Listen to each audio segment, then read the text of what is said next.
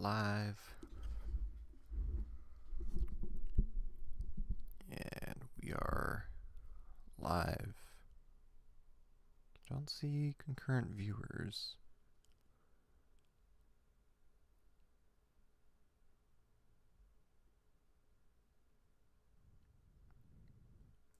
Is that back on screen? Yeah. There we go. That's for my benefit.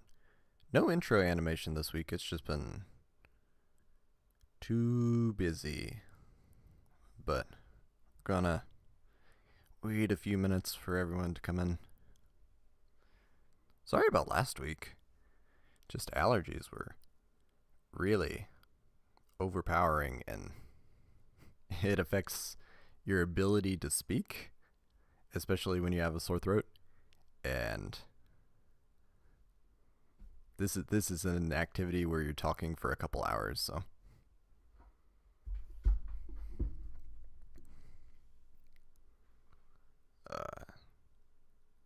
today we're going to start with a catch-up, and there's actually a weirdly wide variety of cards.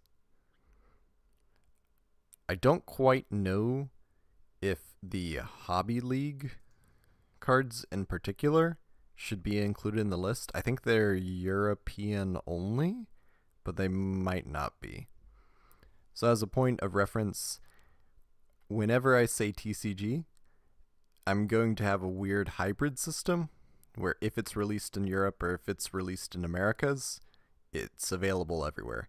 And I'm pretty sure this is what Format Library and some of the other websites do, because one of the cards in here I don't think had a release outside of the Hobby League, but it's still in GOAT format. So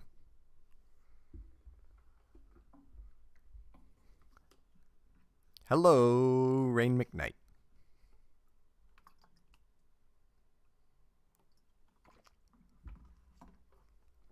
There's quite a lot of minutia just going over how products were released, and I think it's very boring for the most part, and only occasionally impacts gameplay. But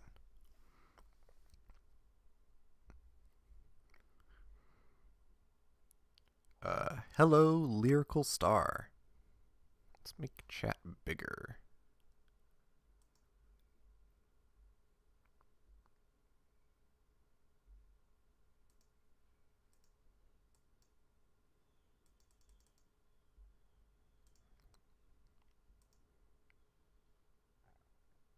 Okay.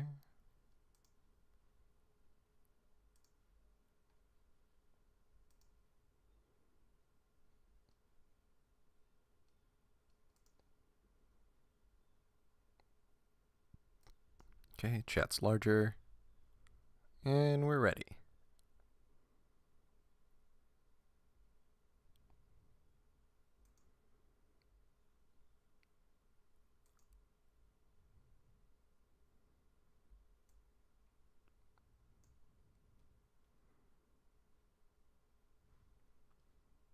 We're almost ready.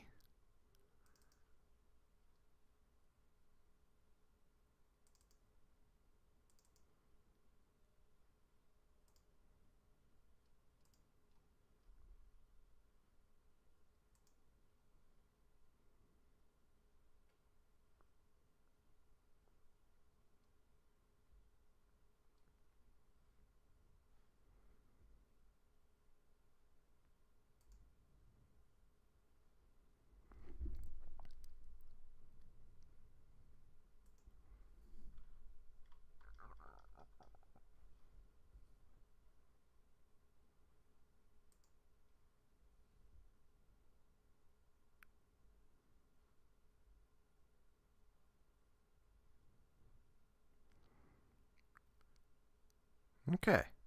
First up, we got this card, which is probably causing some Mandela effect in at least some members of the audience. This card used to be Big Shield Gardna with a U in it. That's a name change. I'm not going to say that that's a design mistake. It's enough to frustrate me because it means that the card looks a little bit different. Not only that, the artwork is very slightly different. Like, it got a revised artwork where they added this detail to the hair, which I think is very interesting. But name changes, as frustrating as they are, especially with all the hero monsters that are coming up in 2 sets, I think is when we first get our heroes. We get the 3 normal ones, I guess? We get Sparkman too.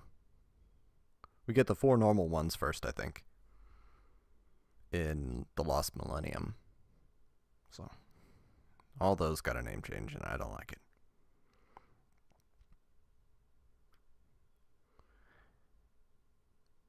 First up, Big Shield Gardna. Earth attribute, level 4, warrior, effect. When a spell card is activated that targets this face-down card and no other cards, quick effect, change this card to face-up defense position, and if you do, negate the activation. Like, this is crazy. This effect is so unique. It's also on Mid-Shield Gardna, but Mid-Shield Gardna obviously a reference to this card, so that doesn't really count. This is what, like, flip effect monsters need. I think it's mostly just useful on things like Nobleman of Crosseld, but I guess, what is it, Grandmarg, the Earth Monarch, could hit this face down. There's actually a good amount of removal that just targets and can hit face down monsters. So, that effect, really strong. I wish it were on more flip effect monsters. This isn't a flip effect, but you get the point. Just giving them a layer of resilience. Second effect. If this card is attacked, change it to attack position at the end of the damage step, where it has 100 whole attack points and 2,600 defense points. It's really interesting. This card was in warrior toolboxes back in the day, so easily meta. I've seen mostly at 1 in older decks, though.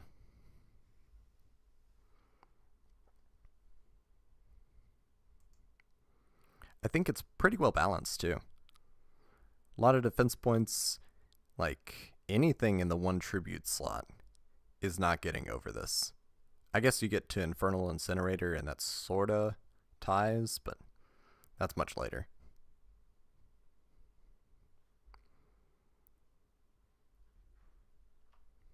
Next up, Makyura the Destructor.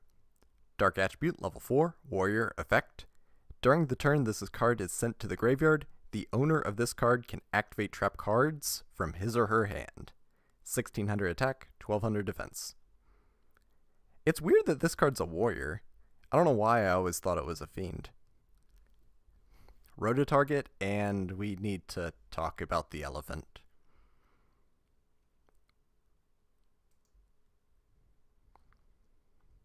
Makyura got errata, and not a little one, like a huge, massive, makes me sad errata. Someone brought this up 2 streams ago when I was talking about, what was it? The Butler, I think. New text. If this card is sent from the monster zone to the graveyard. So already a huge downgrade. One of the nice benefits of Makyura was it could be discarded by the opponent's card effect. And still triggers, so if your opponent's running Dark Worlds or just hits you with a card destruction, then they are going to have a bad time, or at least they could have a bad time. But continuing, you can activate 1 trap card from your hand this turn. You can only use this effect of Makyura the Destructor once per turn. 1,600 attack, 1,200 defense still. I don't think I've seen an errata where they mess with the stat lineup, but that'd be funny. The card got overkill in my opinion. I think just letting it activate 1 trap card from hand is where I would have drawn the line. And I think the once per turn is also very fair. Potentially you discard 3, then you get to activate 3 trap cards, or maybe it causes some fringe ruling issues. I think the fact that it has to be in the monster zone makes this card completely untenable. At that point, you can just run Temple of Kings if you just want to activate one trap card. And I think it's even worse because we got the Arius Butler of the Labyrinth right now, and that card is better than Makyura. Definitely better than this form, but better than that hypothetical form because it has agency. So, I think it's sad. Let's see if I can find the Butler card instead of just mentioning it.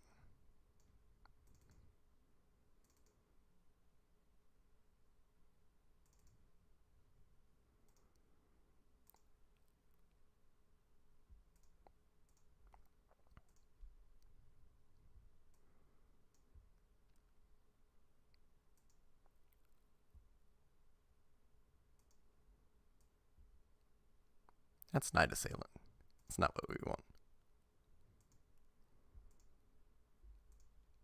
There we go.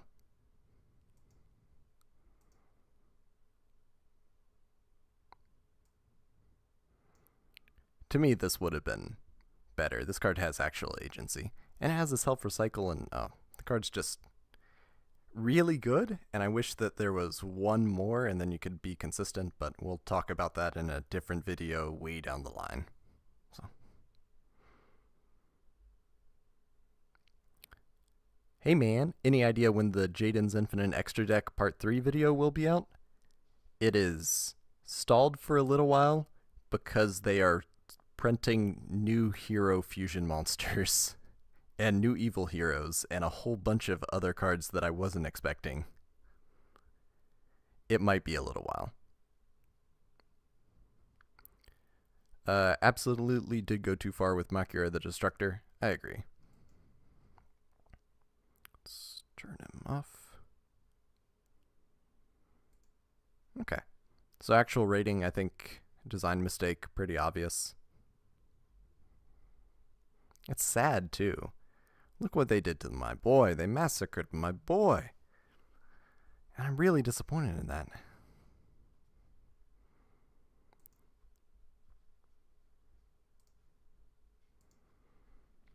Next up, we move into the Hobby League promo cards, and we get Lord of the Lamp, Dark Attribute, level 4, Fiend, effect, or no, not an effect, Fiend, normal monster. This spirit emerges from the Mystic Lamp and obeys the wishes of the summoner. 1400 attack, 1200 defense. This might just be inferior to Lodgen.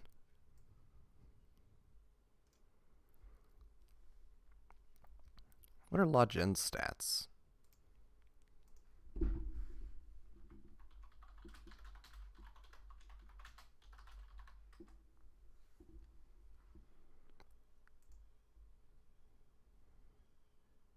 I think it has, yeah, it has 200 more defense points than Lodgen, but less attack points. Does that matter at any point? I bring that up because they're both genies.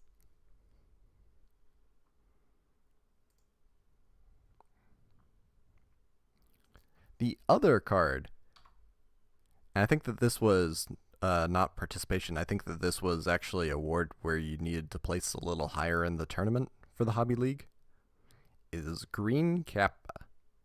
Dark Attribute, level 3, Warrior effect.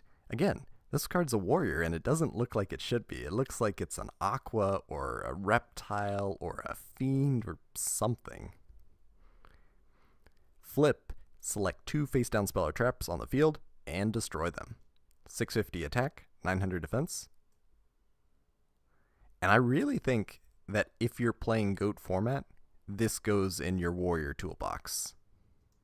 It's like a Mobius the Frost Monarch without the tribute. I think that's very strong.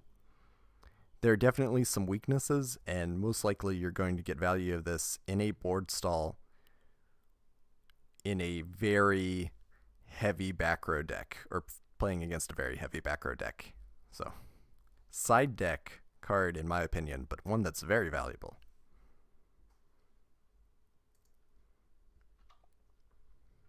Next up, Eames of Infinity. We're moving to the promo cards for Destiny Board Traveler.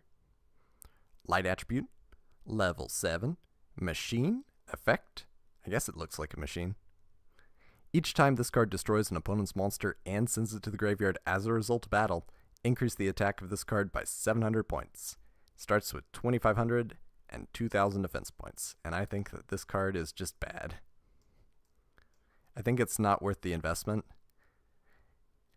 Are you going to be tributing your Kaiser Seahorse or 2 monsters to get out your Blue Eyes, or are you going to get out Eames the Infinity and then try to get over something and then get a marginal benefit over the Blue Eyes? I don't see it. Also in the set is DD Assailant, Earth Attribute, level 4, Warrior, effect. After damage calculation, when this card is destroyed by battle with an opponent's monster, so it's actually slightly different wording than DD Warrior Lady, so the condition is a little bit harder. DD Warrior Lady can take out the opponent's monster regardless of if it's destroyed or not. Banish that monster, also banish this card. The trade-off is the stat lineup's better. 1,700 attack, 1,600 defense, and it is potentially better. This card can't be searched by Witch or Sangan, and Sangan's actually pretty important because the 1,500 attack bar is where your attribute searchers are. DD Warrior Lady's light attributes, so Shining Angel. But this card was definitely meta. And I like how we're just lining up all the warriors in the meta tier.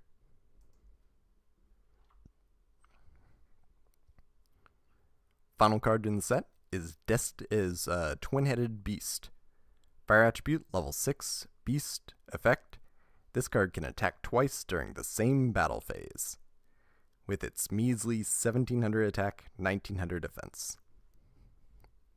I don't know if you're ever going to tribute summon this card instead of just having Hayabusa Knight or Mataza the Zapper and using an equip spell card to get to the same stat lineup. It's just criminally weak. I guess you could attack directly and do 3,400 points of damage. That is a lot off of one tribute. But that situation's not going to come up all the time. I've genuinely thought about this card in the frame of a toolbox because it's a beast specifically, so you can get it out with Ninjutsu Art of Transformation, and it's level 6, so that's actually a pretty convenient level. I've thought about it. I don't know if I'm going to go through with it when I actually make my ninja deck, though. It's also a fire attribute, which, fair enough. Oh yeah, Armed Samurai Benkei. That's another good example of what you can use instead of this card.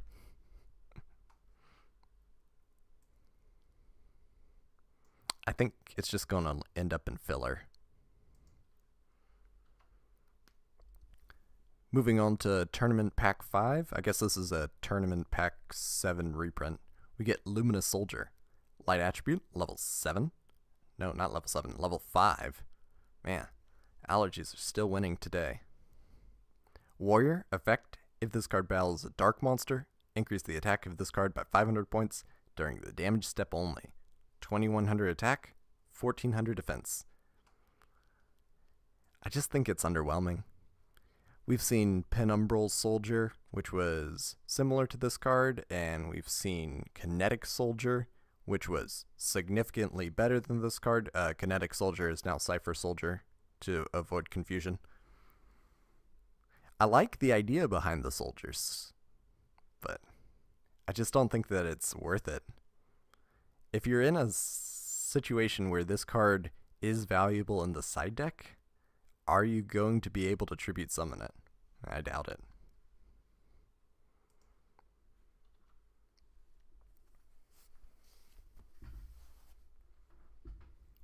Next up, Magical Thorn.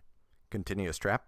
When your opponent's cards in their hand are discarded to the graveyard, inflict 500 points of damage to their life points for each card that was discarded.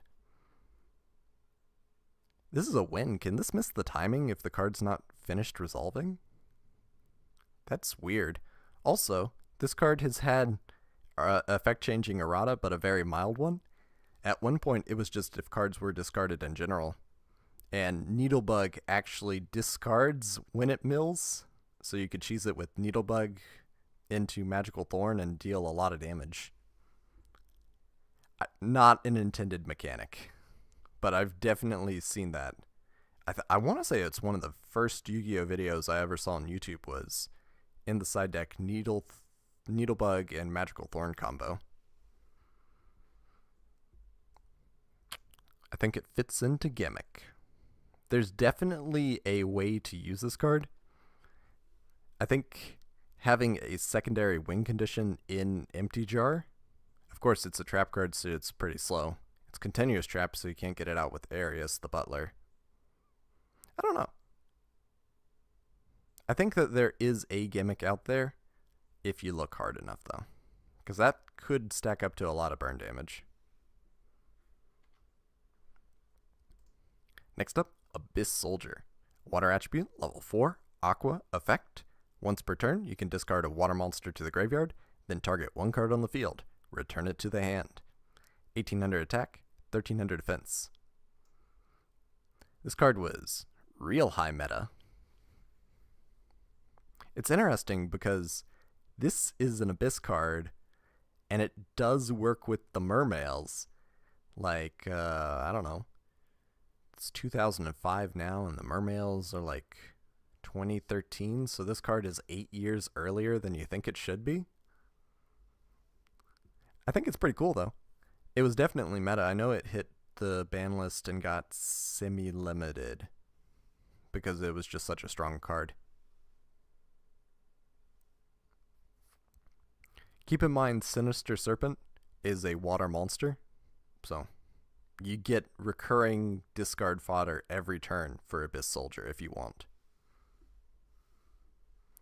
I think it's a real strong disruption tool, just better than Compulse, because it can hit spell and traps if you really want to. Plus the stat lineup's just really strong. Next up, Inferno Hammer. Dark attribute, level 6, Fiend, effect. When this card destroys an opponent's monster and sends it to the graveyard as a result of battle, you can select one face-up monster on your opponent's side of the field and flip it into face-down defense position. 2400 attack, 0 defense. I don't know when this card is useful. I think I'm putting it right here. A lot of these monsters, the effects aren't bad. If this card had 1700 attack points, still keep the 0 defense, and it could start flipping things face down, I think it'd actually be pretty strong. It's just, I think they're overestimating the tribute summon at this point in the game. Speaking of which, last card is Teva. Teva. Light attribute, level 5, warrior, effect. When this card is tribute summoned successfully, your opponent cannot declare an attack during his or her next turn. 2000 attack, 1500 defense. This card's actually really easy to get out. There's so many cards that you can special summon from hand and then immediately tribute to bring this card out, and not just in Monarch decks. I think, and this is genuine, this card might just win matches based on end of match procedures, where your opponent can still go off during their turn, but they don't get a battle phase, so how are they going to do any actual damage to you? I think that this is a cheese card, but probably still worth considering today in a weird way.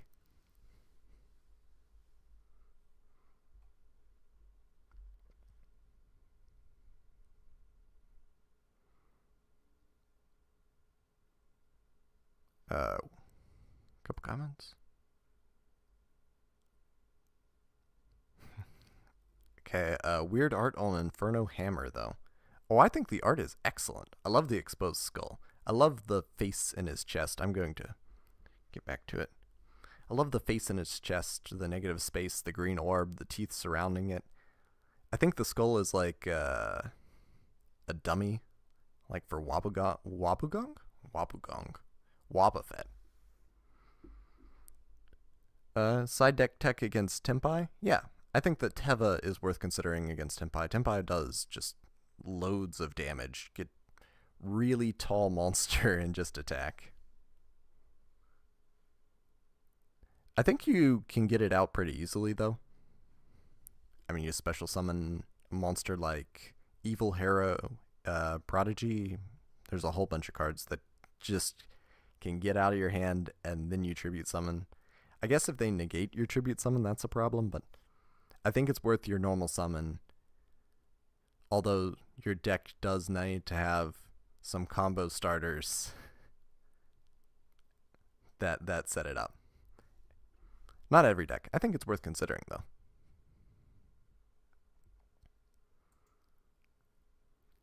Gonna move on to Rise of Destiny.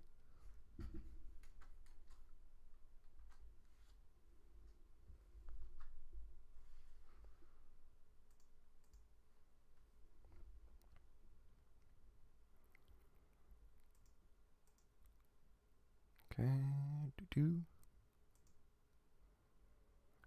it was almost smooth. I guess it's not quite aligned correctly. Next time I'll get a smoother transition.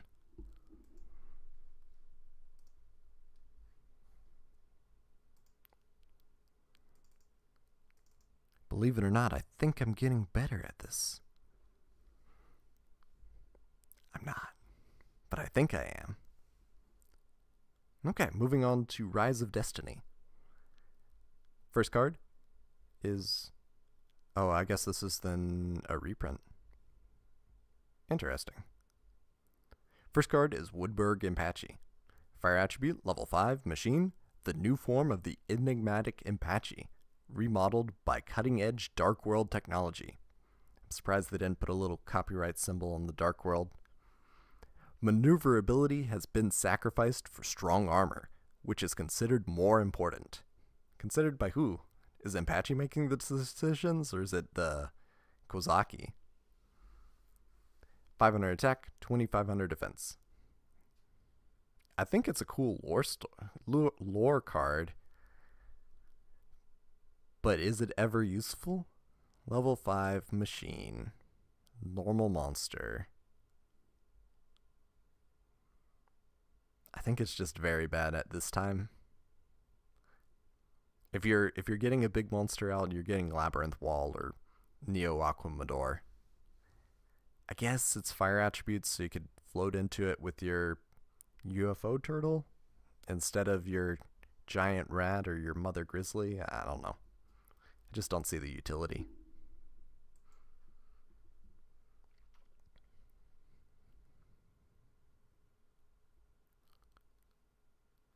Ooh. Ooh, I am missing something. This is a level 5 monster that you can hit with machine dupe because it's got the 500 attack points. Is that useful? Oh, wow. I just realized that that's probably a sub-theme in the normal monsters in this set, like very deliberate, because machine duplication, it's right here in the set. Oh, that makes so much more sense. I don't take back everything I talk about, or everything I said, but I'm going to put it in the gimmick tier. Getting 3 of these out, making a rank 5, well, that's not bad.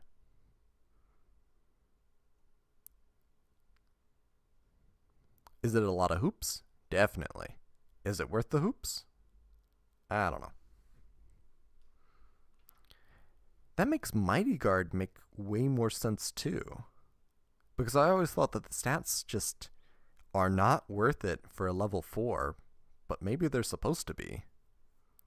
Earth attribute level 4, machine. A machine soldier that was developed as a guard. It was made of rust-proof metal. That's why it's so shiny. 500 attack, 1200 defense. So I guess you could machine dupe your Mighty Guard and extend beyond that. This is a rescue rabbit target too. Is there something useful that you can do with that? We're gonna think about that. And then this continues with Bokoichi, the Frightening Car. Dark Attribute, level 2, Machine. A freight card that is exclusive for Dekoichi. I said it wrong. Dekoichi. It's the whole Pen Island thing, where you're merging two words together when they shouldn't be. Bokoichi and Dekoichi are two different types of cars, or two different types of trains. Koichi is 5-1, so it's B51 and D51. Didn't quite hit the translation note the first few times I read it. It transports anything, but most cargo arrives broken. That is a terrible freight car. 500 attack, 500 defense. And this does have synergy with Dekoichi. So,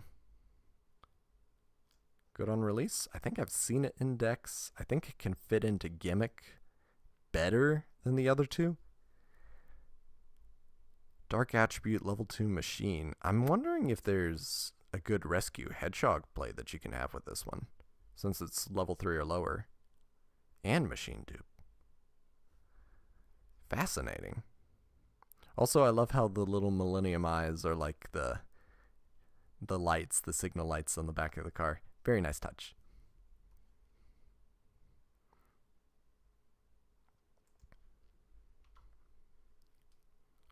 Next up, Harpie Girl.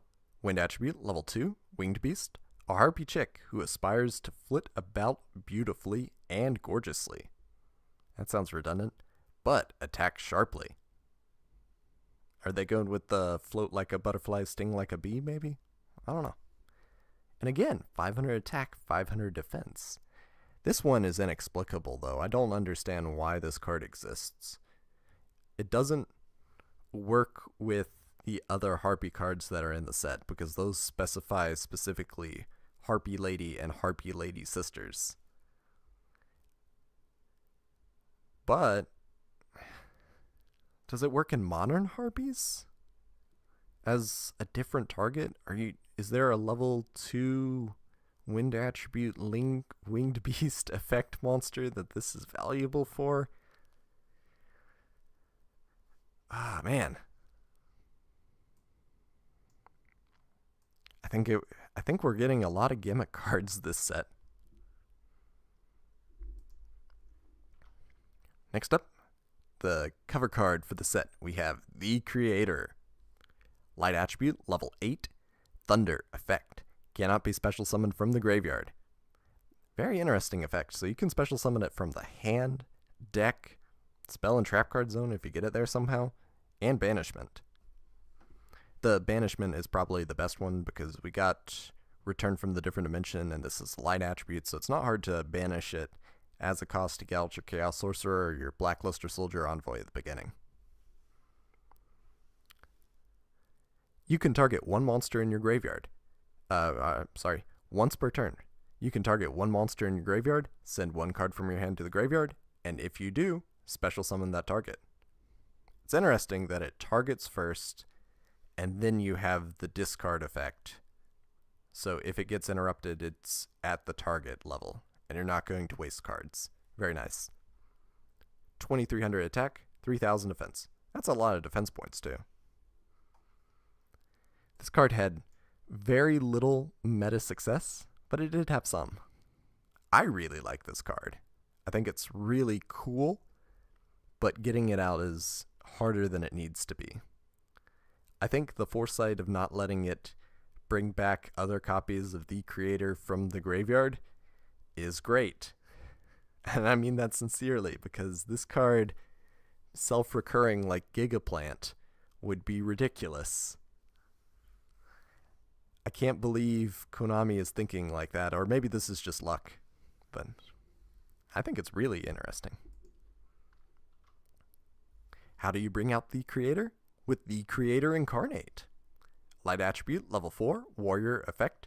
You contribute this card. Special summon one the creator from your hand. The from your hand part really sours it for me. I think this card would be a lot better. It'd be completely broken if it was from the deck. But maybe it could do a little bit more. And I don't know how I'd modify it. 1600 attack, 1500 defense. This is a reinforcement of the army target. So I guess if you're running the creator, then you're running this card and you're running reinforcement of the army, you're going to be able to get it out. It also puts itself in the graveyard, which means you have a valid target for the creator. The question is, what do you do after that? I think it's just good.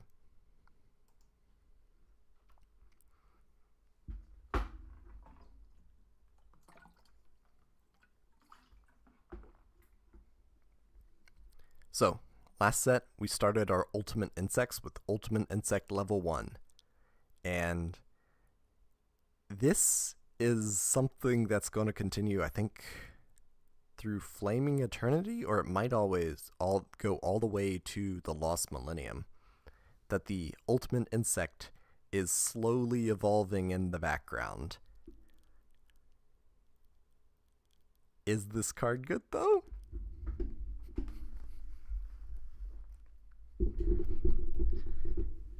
Wind attribute, level 3, insect. If this card was special summoned by the effect of Ultimate Insect level 1, while it remains on the field, all your opponent's monsters lose 300 attack. That's not very much. During your standby phase, by sending this face-up card to the graveyard, special summon one Ultimate Insect level 5 from your hand or deck. You cannot activate this effect the turn that this card is normal, special, or flip summoned. 1400 attack, 900 defense. I like how this card is also one that you can just skip over, much like Armed Dragon level 5. This card's pretty unnecessary.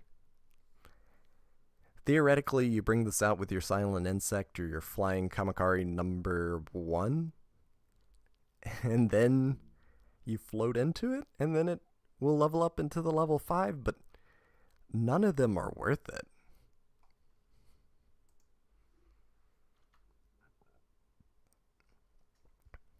And that continues on when we talk about Mystic Swordsman level 6, and remember the level 4 was real hard to get out. Because you gotta start with the 2, then get out the 4, or set the 4, and then flip summon the 4. Anyway, Earth attribute level 6, cannot be normal summoned, but can be normal set. At the start of the damage step, if this card attacks a face-down defense position monster, destroy that monster. And if you do, you can place it on the top of the opponent's deck instead of sending it to the graveyard. The value is not great. I understand you're denying your opponent drawing so you can lock them into the position where they're not drawing new cards and you're continuously taking out their set card. Or they can just normal summon the same monster and get out of the lock and take a little bit of damage. 2300 attack, 1700 defense. I just think it's very bad. I think it's way too many hoops for not enough payoff. It's a combination of, what is it, Ninja Grandmaster Sasuke, or is it Sasuke Samurai number 2? One of those cards, and Legendary Jujutsu Master. So, I don't know. I'm disappointed by it. So far, the level monsters have been a real mixed bag. Next up, Silent Swordsman level 3. Light attribute, level 3. Never would have guessed. Warrior, effect, negate your opponent's spell card that targets this card. That's actually pretty good protection. During your standby phase, you can send this face-up card to the graveyard, special summon one Silent Swordsman level 5 from your hand or deck. You cannot activate this effect the turn this card is summoned or flipped face up. 1,000 attack, 1,000 defense.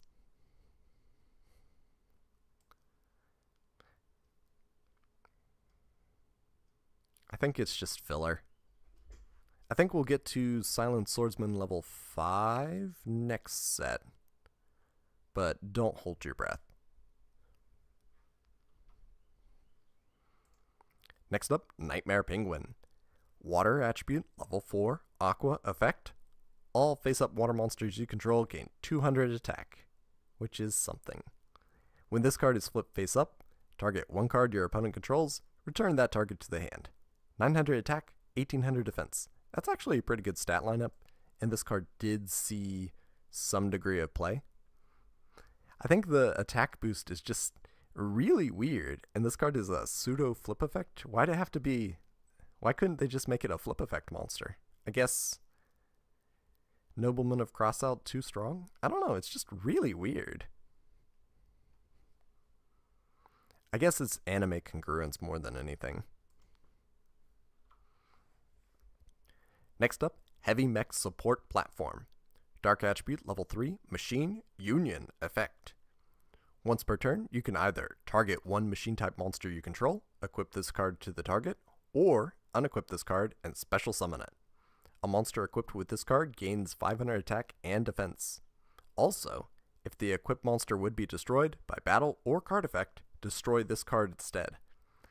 That's a little bit more protection than you usually get for one of these union monsters. I believe the other ones are just by battle. 500 attack, 500 defense. It's weird that it doesn't say that a monster can only be equipped with one union monster at a time. I believe that's the text on most of the other ones. I guess you could dupe this card. I don't know. I think this card has some real potential. I say that. You can tap into some of the good union support. Some of it. Most of it relies on the ABCs. I don't know. It's weird. I gotta think about it. Do you ever play this card? It's machine dupe target with Rescue Hedgehog. You could make a level 6 synchro with this and Gen X controller. That's not bad.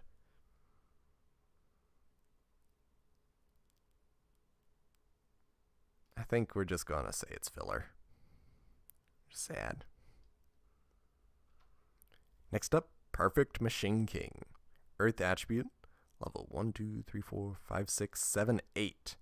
Machine effect. This card gains 500 attack for each other machine type monster on the field. So it starts with 2700 and 1500 defense. So one more machine, it's at 32. That's pretty strong.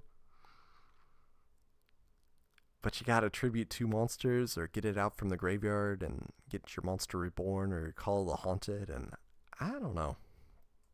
It's just underwhelming more than anything. Next up, Element Magician. Light attribute, level 4, spellcaster effect. It's got the water and wind element effects. So, this monster gets the following effects while there is a monster of the following attributes on the field. Water. Control of this card cannot switch. That's still almost pointless. Wind. If this card destroyed your opponent's monster by battle, it can attack once again in a row. 1500 attack, 1200 defense. So, stat lineup's okay. Are you floating into this with your Shining Angel and then having a wind monster to enable that double attack effect? No? I find these sad. I think Element Dragon was playable, and all the other ones just seem underwhelming.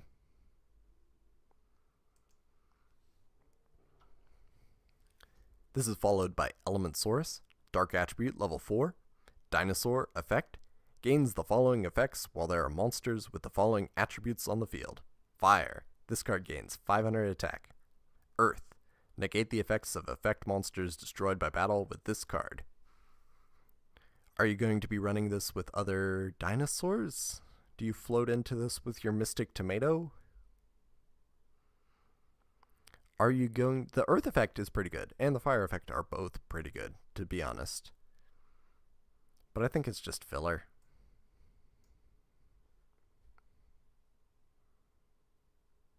At least most dinos are earth. I agree.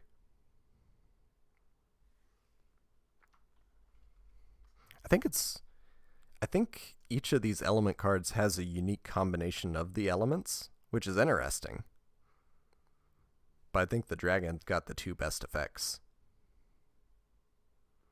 Next up, Rock from the Valley of Haze. Wind attribute, level 6, Winged Beast effect. If this card is sent directly from your hand to the graveyard, add this card to the deck and shuffle it. So it self-recycles. 2400 attack, 1400 defense. I've thought about use for this, and what I've thought is this is a target for Ninjutsu Art of Transformation. You can discard it and then get it back from the deck. Is that valuable? Because then you get a level 6 monster with 2400 attack in your ninja toolbox. And that's okay. The fact that you can make this card live again, I don't know. This is not an effect that is useful like Regenerating Mummy, where you can prevent hand loops, or Outstanding Dog Maron, where you can prevent yourself from decking out. I think Baby Rock is great. I like this card thematically. I don't know why it's got snakes for a tail.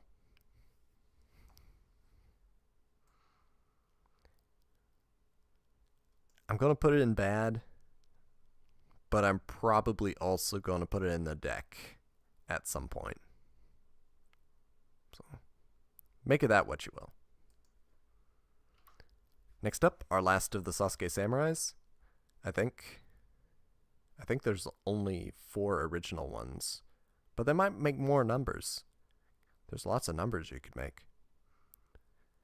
Wind attribute, level 4, warrior effect. If this card battles a monster, toss a coin and call heads or tails before damage calculation. If you call right, destroy the opponent's monster with this effect. 1200 attack, 1200 defense. And this was one of the options in your warrior toolbox, and I'm realizing everything is in your warrior toolbox. Just Rhoda is that centralizing. Even at 2. I do like how it's got 1200 attack, so you could float into it with Flying Kamakari. The Wind toolbox is not that bad. And it's actually bolstered by the next 3 cards. First up, we have Harpie Lady number 1. Or Harpie Lady 1? That's weird that the Sasuke gets the Octothorpe and this one doesn't. Wind attribute, level 4, Winged Beast effect. This card's name is always treated as Harpie Lady, and this causes some confusion and some pretty significant problems for the actual archetype. All wind monsters gain 300 attack, 1300 attack, 1400 defense. The biggest problem with this name condition is that you can only play a total of 3 Harpie Ladies in your deck, which isn't that bad of a problem when we got the original and these 3 retrains in this set.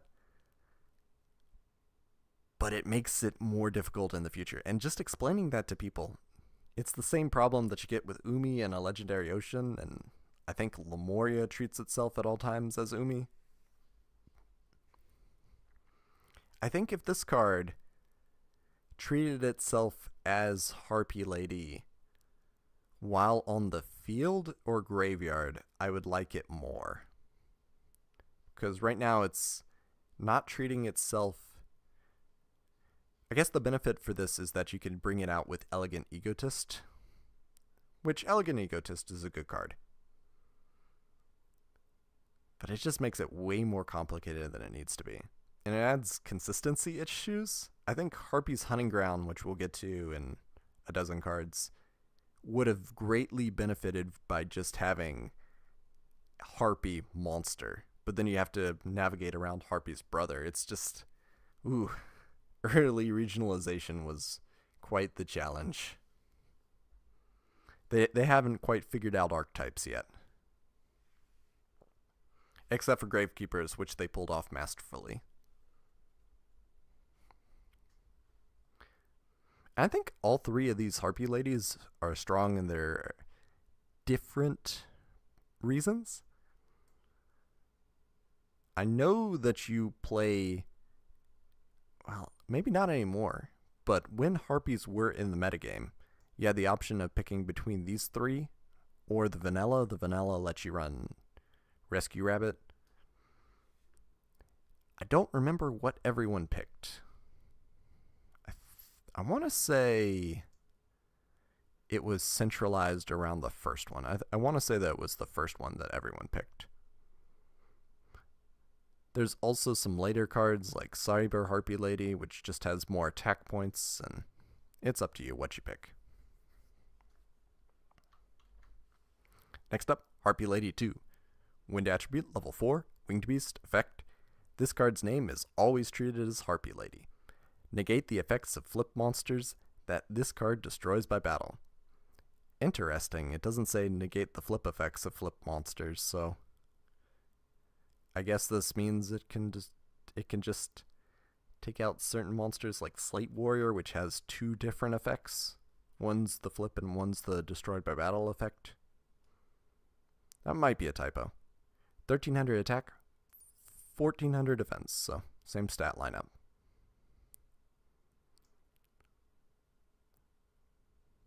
This card's actually pretty good on release, just saying that though. Like, effect negation, preventing your opponent's effects in the graveyard, pretty strong. There are better flip effect options. Yeah, there's Dark Ruler Hades, and there's Lesser Fiend, and in this set, you actually have two pretty good ones. I want to say, maybe not in this set.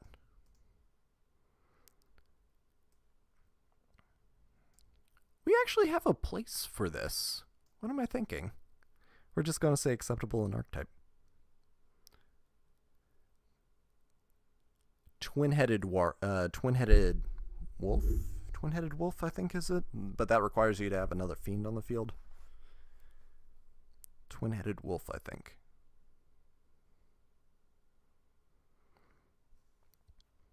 But nice suggestions, Shizu. Last Harpie Lady, Harpie Lady 3. Wind Attribute, level 4, Winged Beast, effect.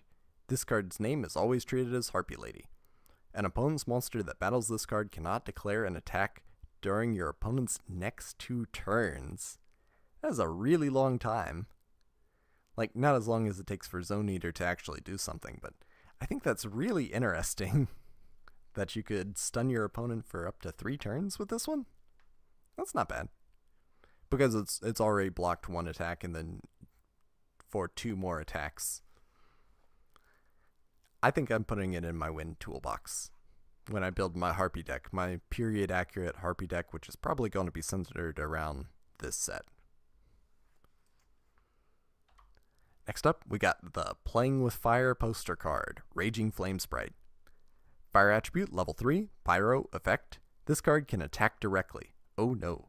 If this card inflicts battle damage to your opponent by a direct attack, it gains 1000 attack points. 100 attack, 200 defense. This card gets out of hand really, really fast. And by really, really fast, I mean over the course of several rounds, but it's being protected by Level Limit Area B and Gravity Bind, so you're in a stall format anyway. Or you're in a board stall anyway.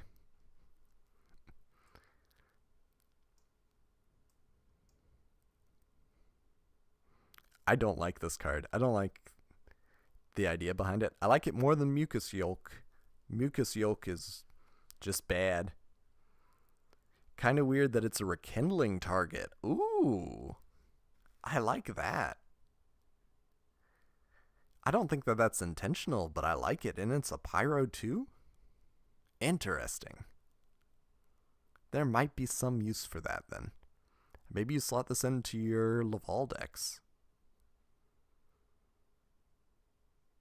Or your Flamewell decks. Or probably not your Snake Eye decks. Well, maybe you do put it in your Snake Eye deck if you're trying to win on time. with 100 attack. I don't know. I think it's silly. Next up, Thestalos, the Firestorm Monarch. Fire attribute, level 6, Pyro, effect. When this card is tribute summoned, if this card is tribute summoned, it doesn't miss the timing. Discard one random card from your opponent's hand. Then, if it's a monster card, inflict damage to your opponent equal to its original level times 100.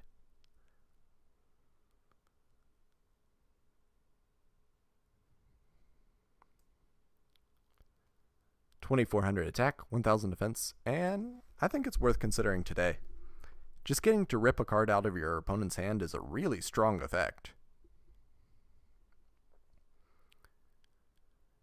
Snake Eyes sides Agave Dragon for time, I think. Yes. That makes more sense.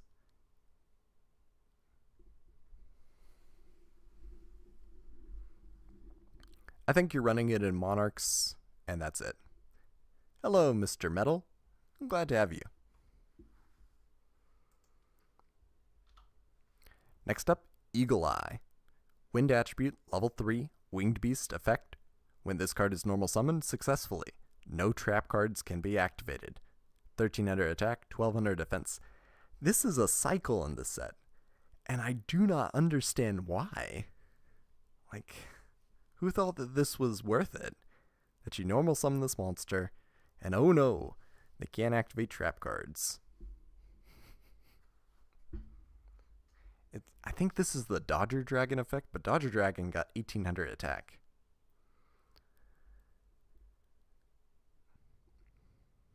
That's fair. Monarch is more focused on Vanity's monsters these days, and Erebus already hand loops. The reason I said that is because you can deal a little bit of damage with the Stalos. I guess that's not all the time, though.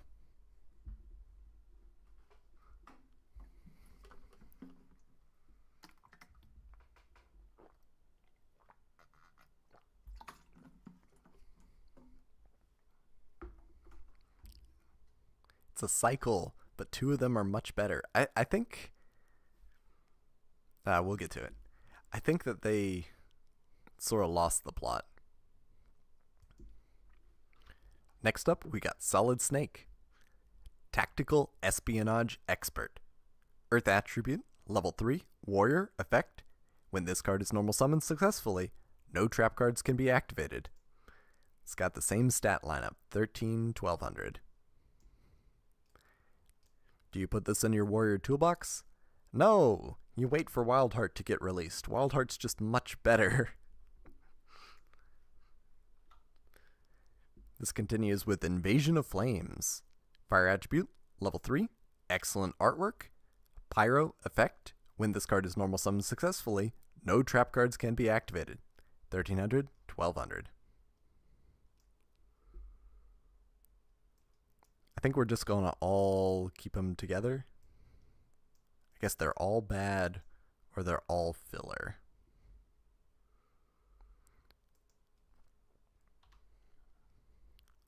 Last up, Creeping Doom Manta. And it's got the exact same face, but like rotated. I guess it's a very similar face to Invasion of Flames. Water attribute, level 3, Fish. When this card is normal summoned successfully, no trap cards can be activated. 1,300 attack, 1,200 defense. I would have just made it summoned in general. It'd make it a little bit better.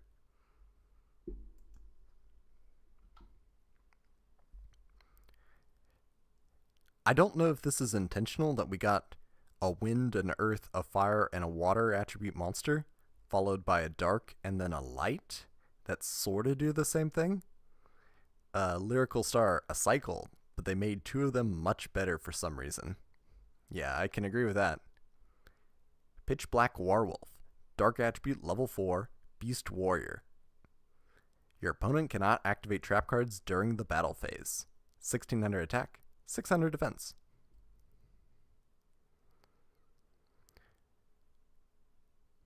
This cycle's effect feels like it should go alongside more stuff, like high attack, Like if they had higher attack, because then trap hole immunity, and then maybe have a downside on top of that. Yeah, Pitch Black Warwolf, really good. One of the interesting things is it's a Beast Warrior and level 4. So if you wanted to, you could tech this into your Beast Warrior decks, your fire formations, and just get it with Tenki. But this card was meta at a lot of different points just by shutting off battle traps. Because for a long time, battle traps were a really important part of the game. Mostly your Sakuretsu armor, and then later your Dimensional Prison, sometimes your Fiendish Chain in the battle phase. There's a lot that could be activated, and this card just shuts them down. It also has a dragon version. Light Attribute, level 4. Mirage Dragon, Light Attribute, level 4. Dragon, effect. Your opponent cannot activate trap cards during the battle phase. 1600 attack, 600 defense. I don't think that Mirage Dragon's as splashable, but I've definitely seen it in a lot of different deck formats, or a lot of different historical deck lists. It is also a light monster, and you gotta have the balance between light and darkness.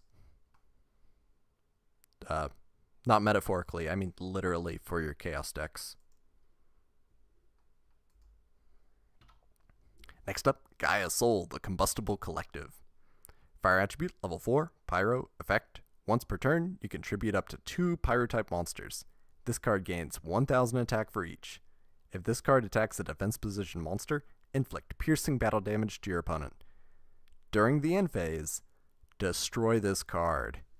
Not if this card attacked, just in general, destroy it. It self-destructs. Oh, man. This card is upsetting.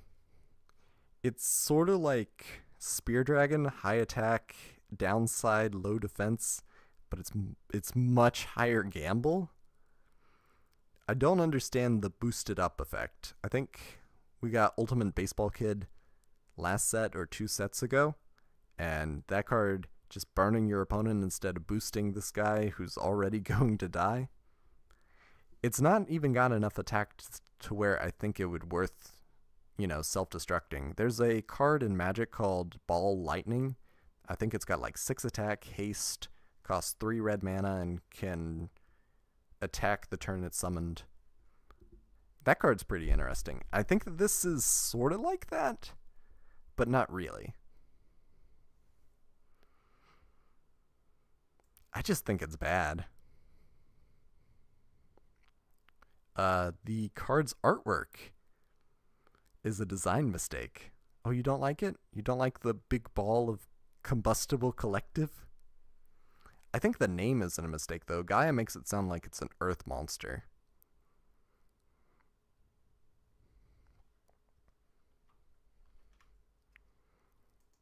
You can see the cards that were released, like, prior to the structure decks. Like, we saw Raging Flame Sprite, we saw Ultimate Baseball Kid. You can see where they pulled from when they made the structure decks. Next up, Foxfire. Fire Attribute, level 2, Pyro effect. During the end phase, if this card was destroyed by battle this turn and was face up at the start of the damage step, so you can't set it and then get hit. Special summon this card from the graveyard. This face up card cannot be tributed for a tribute summon. 300 attack, 200 defense. So you can synchro with it, or Xyz, or Link. You can use it for a lot of different things. I think you might even be able to use it as fusion material for, what is it, Volcanon Ignition Beast?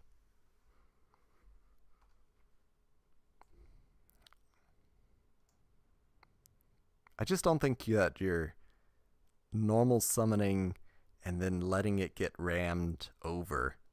I think it's interesting. I like it. I like it for its lore value.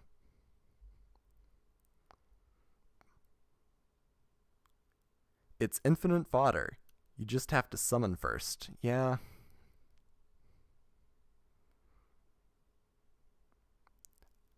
It's just not quite Treeborn Frog yet. It's like how Mucus Yolk was a precursor for Raging Flame Sprite. I guess Foxfire is a precursor for Treeborn Frog. Chizu says that Gaia's Soul is very scary. I agree. Someone was really excited about the first BES cards coming out. I think they thought it was 2 sets ago, but we finally got the first Bacterium Empire ship. Big Core. Dark Attribute, level 6. Machine effect. If this card is normal summoned, place 3 counters on it. Cannot be destroyed by battle. At the end of the damage step, if this card battles a monster, remove 1 counter from this card. If you cannot, destroy it. So, Chizu was excited about it. Thank you. Well, here it is. I think that the design of this card and all the other BES cards are really exciting. So this is based off of the Konami arcade games. Some of them are from Life Force, some of them are from Gradius, some of them are for Parodius, but they all get lumped together. I love how you can distinctly see that it's got the 3 layers of shielding in front of the core. That's what the 3 counters are representing. You gotta break the first shield, and you gotta break the second shield, and then you gotta break the third shield, and then you can hit the core, and it explodes. This is just a reference to the mechanics of the game. Really cool. It starts with 2300 attack, 1100 defense, and we got a lot of comments on it. I wish the counters were spell counters for the big core cards. Yeah, these are not now named counters. That's weird. Also, I guess this card gets hard countered by counter cleanup, where they just remove all the cards and then it immediately explodes. I guess you gotta ram into it and then it explodes. Such a cool gimmick for Konami, but they mishandled the support for. Oh, I think they're just too big. I think the ships are just, you gotta tribute them out, and they only trigger a normal summon. I never noticed the shields. Yeah. They showed off the shields in the anime too. They did. I don't remember seeing the BES monsters in the anime. Which one was it?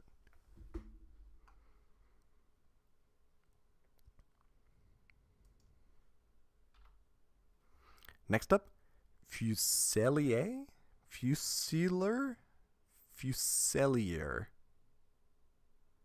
GX with Lorenzo. That's weird. I've seen every episode of GX. I guess I just forgot about it. And Gradius was in the anime. Interesting. I guess it's just been 15 years. Fusilier? Fusilier.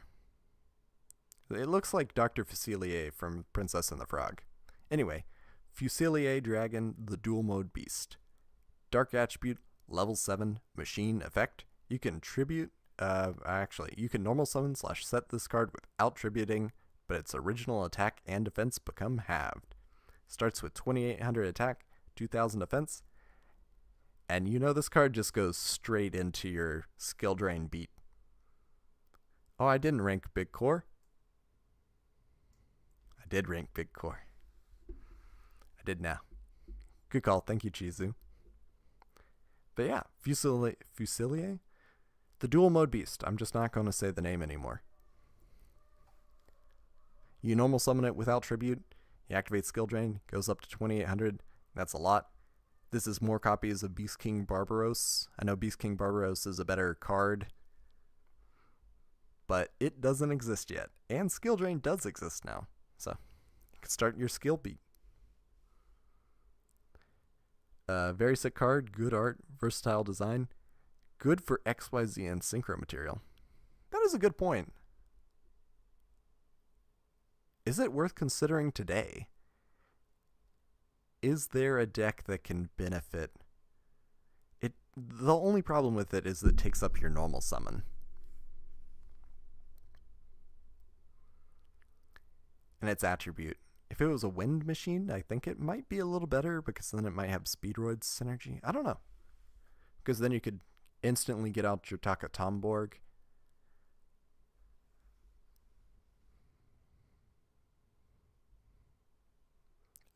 Big fan of the dual mode beast to go into either King Dragoon or King Dragoon with Meta or Twin-Headed Thunder Dragon and Goat. Interesting.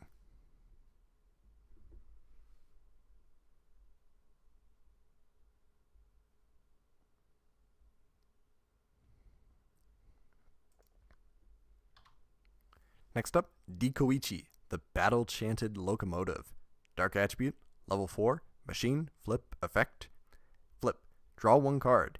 Then, draw 1 additional card for each face-up Bokoichi, the Freightening car you control. That's the cargo. Thematically, this is great.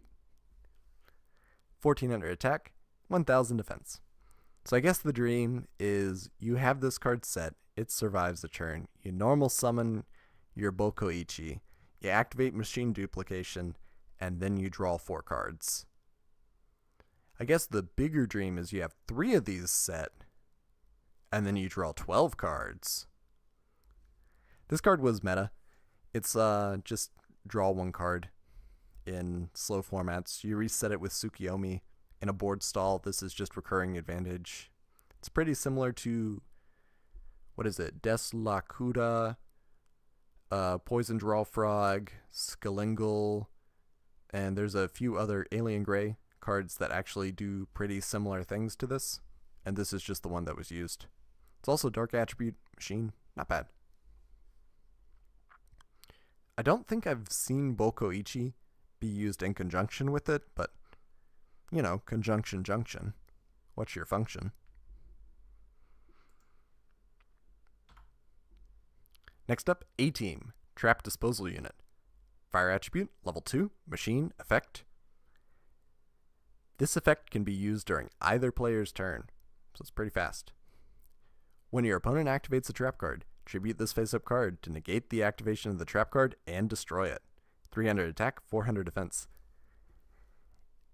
If this card... if trap cards were useful, I'd say that this card is actually pretty usable. I think maybe you can't get it out with Horse Prince, but if you potentially, this is a layer of protection that you can add in, and I like that.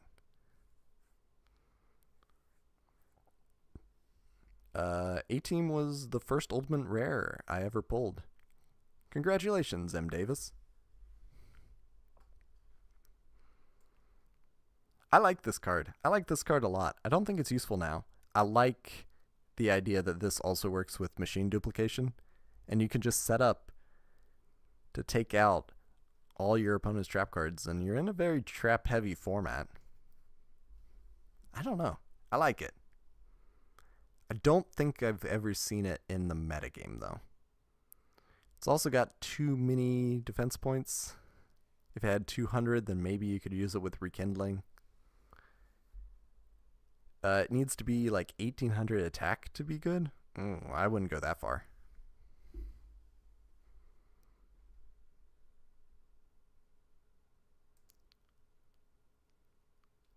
Pulling the ultimate rare Black Rose from the secret rare 10 with Black Rose Dragon. So I got 2 Black Rose Dragons for the price of 110 back in the day. That was very good luck. Was the best I've ever pulled. Aw. I'm glad. I'm sorry that, like, Black Rose goes to 1 right after that, I think.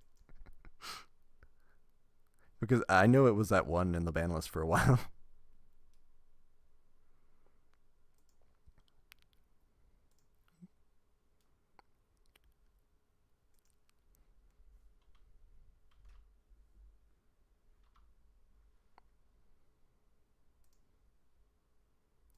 Got lost. Next up, Homunculus, the Alchemic Being. And this is really cool artwork. It got slightly changed in regionalization. They changed it from like normal pale skin to red skin. I don't quite understand that one. Light attribute, level 4, plant, effect. Once per turn, you can change the attribute of this card. 1800 attack, 1600 defense. This is like Blindly Loyal Goblin, where it's got the most marginally beneficial effect. I guess you could bring it out with Lone Fire Blossom and then play around with its attribute if you wanted to. Is that useful? I don't know. Stat lineup's pretty decent. I think it's really cool. The reason he's a plant, I was just getting to that. The reason he's a plant is because of how homunculi were made in traditional alchemy.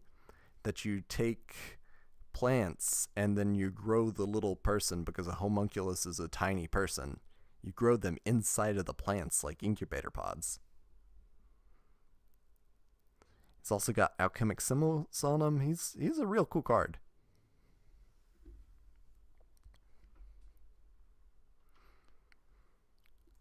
Next up, Dark Blade the Dragon Knight. Dark attribute, level 6. Fusion. Materials are Dark Blade and Pitch Dark Dragon. Each time this card inflicts battle damage to your opponent, you can select up to 3 monster cards from your opponent's graveyard and remove them from play. I think this is a fun card to use with Metamorphosis. It gives you a little bit of graveyard disruption, and that's actually really valuable against Chaos decks.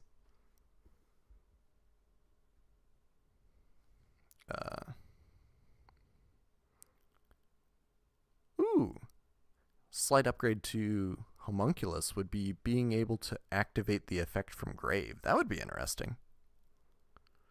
Yo, the Dark Blade Fusion. Yeah. 2200 attack, 1500 defense. The reason it's meta is because you brought it out with Metamorphosis. Just a real good level 6 for that.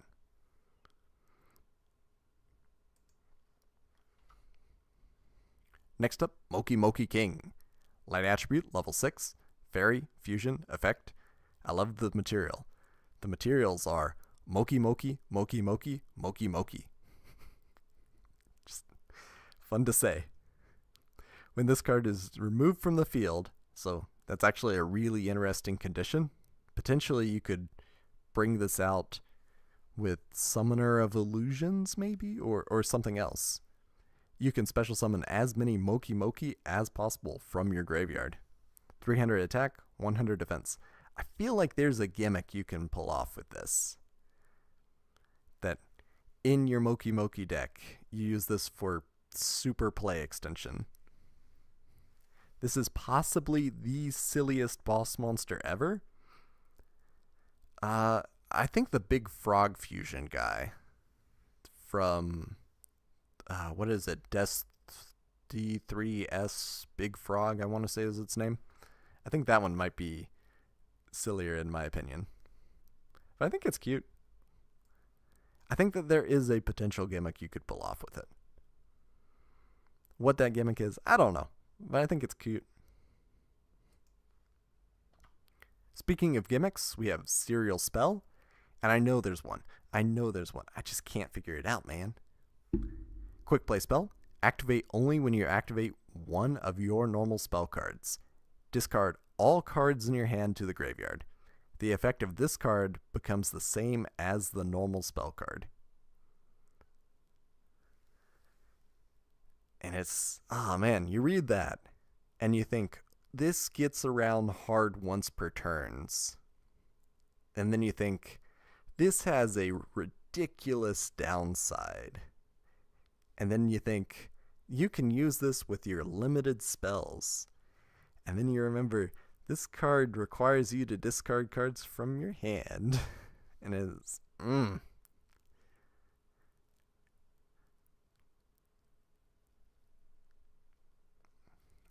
I love Serial Spell with Red Eyes Black Dragon and Inferno Fire Blast for a cool 4,800 damage. Man, almost good. Maybe in Dark Worlds. I think that's not a cost, is it? Interesting. That's not a cost.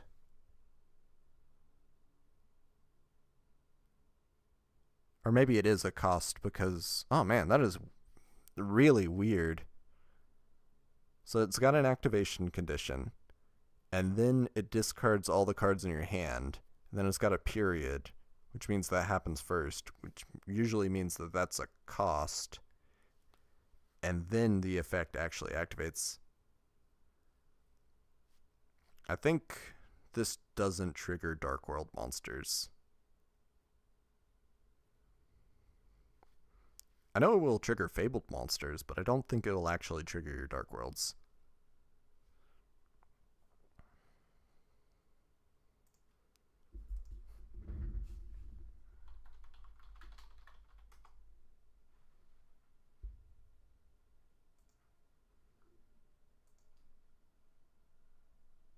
Okay. Looked up the OCG rulings. Discarding your hand is a cost.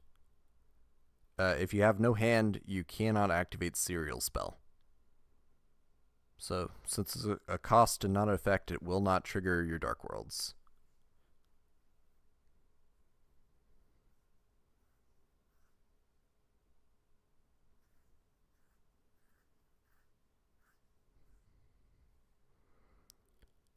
But you can copy Dark World dealings if you want. Like, that point still holds. In your Fabled deck. I know, or your Danger deck. I forgot Dangers exist.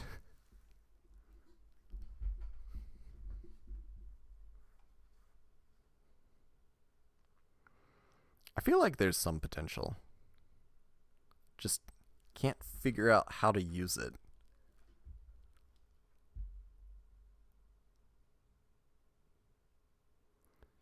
I think this does remove the necessity of paying costs.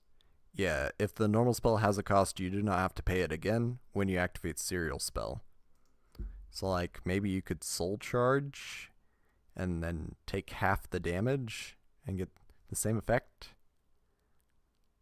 Or maybe you could target more targets with Soul Charge specifically. Or your Monster Reborn, or I don't know.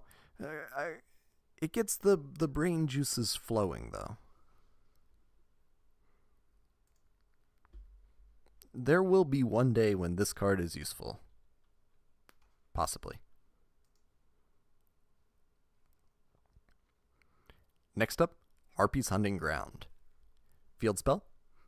All winged beast monsters gain 200 attack and defense, which is something. If any Harpie Lady or Harpie Lady Sisters is normal or special summoned, the player who conducted the summon targets one spell or trap on the field. That player destroys that target. There must have been some serious ambiguity to get all this problem-solving card text. Like, oh man. And yeah, I'm going to put it in archetype. I think that with Harpie's Hunting Ground, Harpies are viable in this specific metagame, and maybe even in GOAT format. Because recurring spell and trap removal, pretty good. And it triggers on special summon, so that means your Elegant Egotist, or more importantly, your Flying Kamakari number 1, can bring out a Harpie from the deck, and then you can use it. This card's also effectively at 6 because of terraforming, so you're going to open with it most of the time. Your limiting is the fact that you can't run, 3 copies of Harpie 1, 3 copies of Harpie 2, and 3 copies of Harpie 3. With that, I think it would be really strong.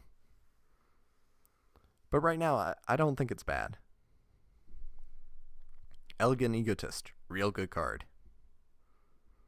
Although the payoff, just, removing spell and traps, debatably, that could be the weak point.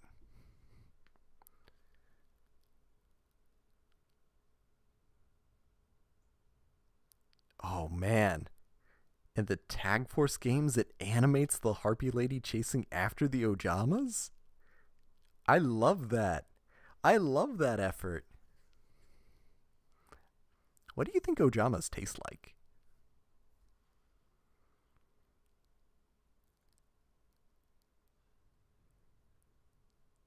Harpie Ladies versus Zombies and Goats. They have seemed to be similar in power. Yeah, Zombie is, I want to say, a rogue deck in GOAT format. I'm going to try it. Eventually, I'm going to get some people and get some older tournament decks going, but it's just finding the time. Ojamas are probably pretty smelly. Oh no.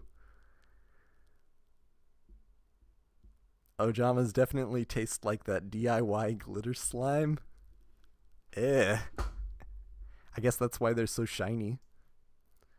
Let's move on. I can't believe they got this name through translation. This is Triangle Ecstasy Spark. And it's got a big X in it. Like, I feel like the X should be incorporated in the word ecstasy. But maybe there's some problems with that. I don't know. Until the end of this turn, the attack of all Harpie Lady Sisters currently on the field becomes 2,700. Your opponent cannot activate any trap cards. Also, negate all your opponent's trap effects on the field. This is like a super trap stun. The catch is it requires you to have Harpie Lady Sisters on the field. That is necessary to even activate this card. So, I think this card is really interesting. It'll just shut down all your trap cards, and Trap Stun takes forever to actually be released in the game, so this is that option. Like, Harpies have a definite strength, and that is Spell and Trap Hate. Ecstasy made it through localization? Yeah, it's very weird. Would be hilarious if it worked on the regular Harpie Ladies. I think that would be too strong. I'm wondering if the modern cards might treat themselves as Harpie Lady Sisters. I'll have to look into that. Yeah, if it worked with just the Harpie Ladies, I think it'd be way too strong.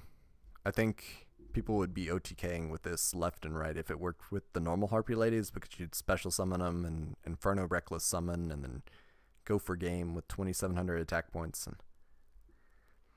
I think the balance point is pretty good. And Harpie's Feather Duster, I forgot about Feather Dusters. The Harpies just hate spell and traps. None treats themselves as sisters, sadly. Otherwise, this would be maybe cited today. Oh.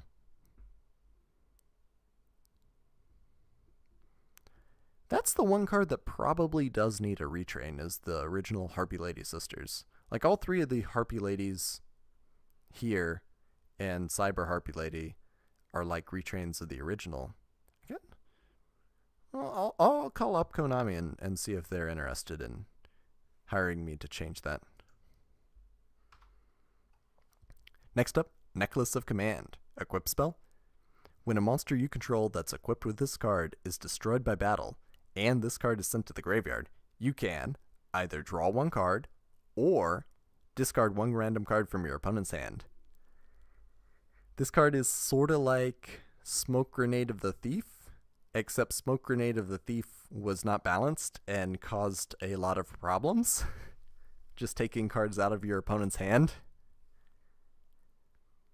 This card gives you the option for draw, but do you want that? Do you want to put a big lightning rod on your monster and say, hey, if you destroy this with a card effect, I get nothing and you go 2 for 1? It's just, oh man. I just can't see it. I just can't see the potential for it. I think it's good future proof. I think it's a fixed version of Smoke Grenade, but not a good one.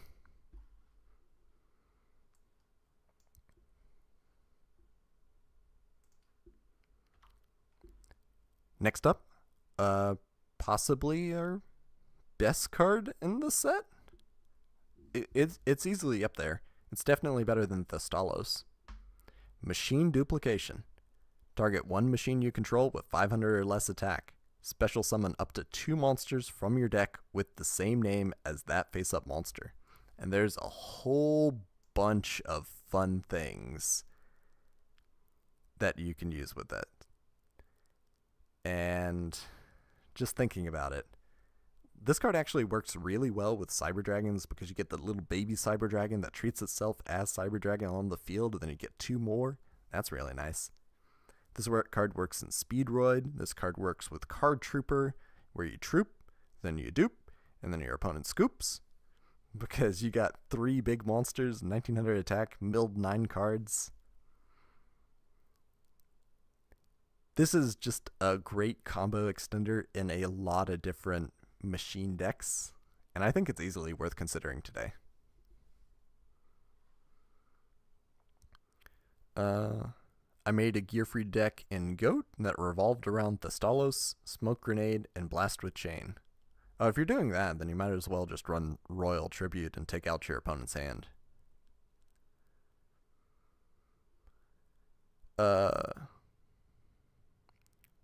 What I really want to know is what that robot is. I'm sure he would have been the perfect target. That's a good question. I wonder if this is an anime art. I know like Merrick used this in the anime. Is Machine Dupe the best type support card ever printed? Ooh, that is a good question. It depends on what you're asking for. This card is a +1, but it requires board presence. Compare that to like Reinforcement of the Army, which is neutral card advantage, but really strong search effect. Compare that to like Bonfire, which is pretty similar. I don't know. We'll think about that. What is the best type support card in the game? Because I've been compiling a list, and I'll get back to you on that one. Very possibly. If it wasn't restricted so much, that's a really low attack bar. I don't know.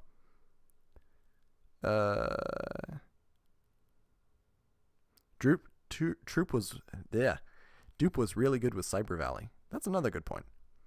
Good night, Majestic Star Duelist. Sleep well. Next up, we got Flint. Equip spell.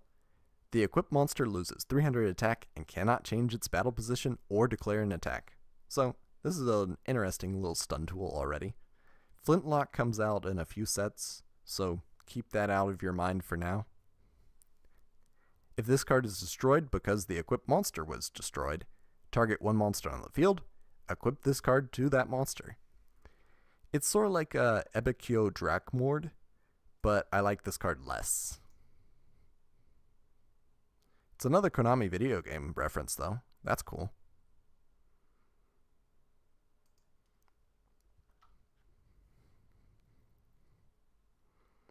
Next up, Moki Moki Smackdown. Continuous spell. If a face-up fairy-type monster you control is destroyed while you control Moki Moki, until the end of this turn, the attack of each Moki Moki you control will become 3,000. A little bit awkward the way it's worded. I think that this card is just like Triangle Ecstasy Spark. I guess the dream is Human Wave Tactics or Moki Moki King, trigger Moki Moki Smackdown. I don't know. I think the card's just bad, though. I think it's really funny, but I don't think it's useful. Next up, back to square one. Discard 1 card from your hand, return 1 monster on the field to the top of the owner's deck. This card saw a lot of meta success, which is good. This is... I think it actually targets now. I don't think that this card has had problem-solving card text. It might not target. If it doesn't target, it's a little bit better, but its non-destruction removal is the big thing. Definitely going to see Phoenix Wing Windblast next set, and arguably it dethrones back to square one, but there's something to be said about having, you know, a spell card instead of a trap card. Discard cost a little steep, though. Same thing with Monster Reincarnation. And like, oh man, the artwork is just unrecognizable. Normal spell, discard 1 card, then target 1 monster in your graveyard. Add it to your hand. It's a -1, but it recycles. And I know for certain that it has been played before. Get back your power cards, basically. Also, set up your graveyard. It's a -1, but it's not bad. Next up, Ballista of Rampart Smashing. I love this card. It is just great. This is a fantastically large ballista bolt. We don't even see the actual ballista that's going to fire it. But we see, I don't know, like 3 goblins just trying to carry a telephone pole sized bolt, which I think is funny. If the equipped monster attacks a face-down defense position monster, it gains 1500 attack during damage calculation only. That's a lot. That's enough to get over, like, everything. If you put this on a decently sized, I don't know, like 1900 attack, level 4, it gets over Labyrinth Wall. That's really strong. It gets over Big Shield Gardna. That's pretty good. I know that this card saw some side deck usage, but I don't think it should have. I think there was better options. I personally think Reincarnation is like near perfect card design. Yeah, I think it's good. But I also think that it's a little underpowered. Maybe not. Getting back your hand traps in today's game might actually make the card much better by comparison now that I think of it. Do you even think about that in, I don't know, recycling your one-ofs?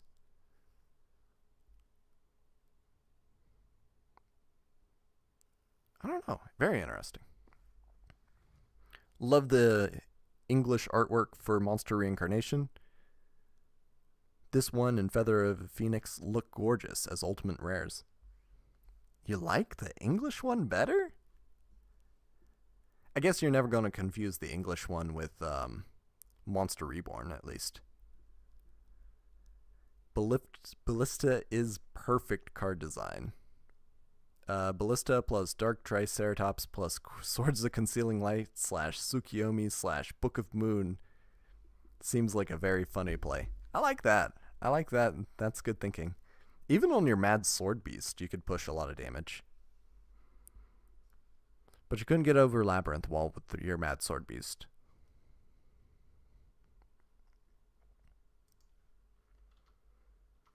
Next up, Lighten the Load.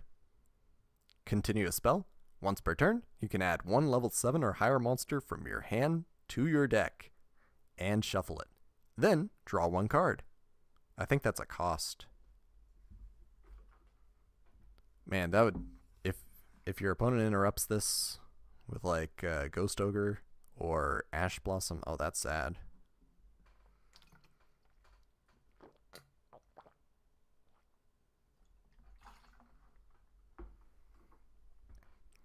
I was going to say that this might be worth considering today, because there's a lot of decks that are running high-level monsters. Maybe it's your hand traps that you don't need, especially if you're running a Bestial or Nibiru or something like that, where you could unload a dead card from your hand and have this on field and then be able to pop it for certain play extension.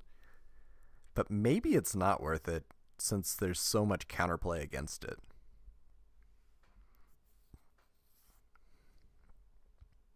It just seems like a big risk now that I say it out loud.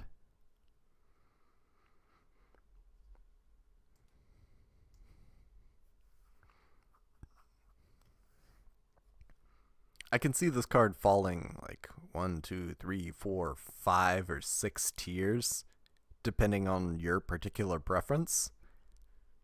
But I think it's worth thinking about. So I guess that's the name of the tier. Next up, Malice Dispersion. Quick play spell. Excellent. Discard 1 card from your hand. Destroy all face-up continuous trap cards. And that use case is just so niche that it doesn't come up very often. Compare this to Mystical Space Typhoon, which I know gets limited to 1 for quite a long time. But this only works on face-up continuous trap cards. Compare this to Trap Remover, and then you might actually have an unflattering comparison. Because, like, you're only getting more benefit out of this card if you're hitting 2 continuous traps. And at that point, it's just Twin Twisters with extra steps. I just think that this card's disappointing. I can see how this card got through the design phase. Maybe it's intentionally filler.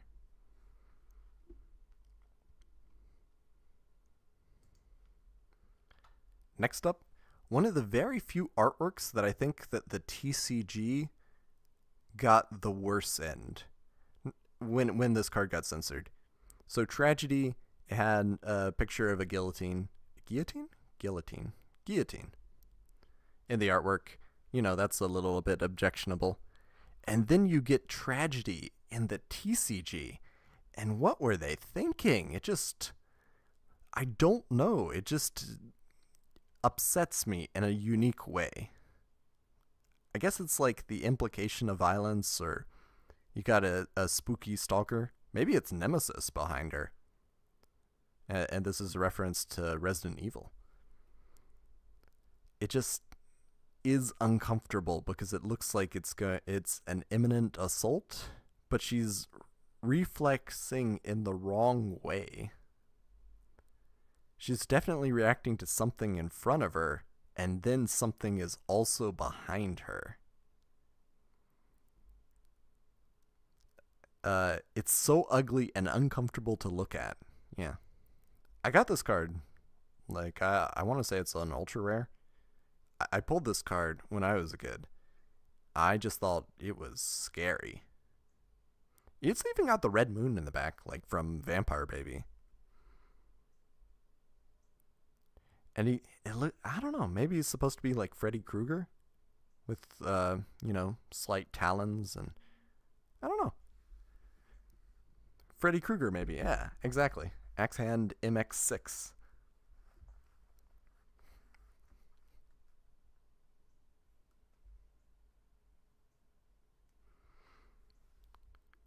Tragedy has the breaking so many rules of illustration. Yeah. I don't know how I got through. What does it do, though? Normal trap. When a face-up attack position monster your opponent controls is changed to face-up defense position, destroy all defense position monsters your opponent controls. I mean, it's not bad. There are ways that you can do this pretty easily.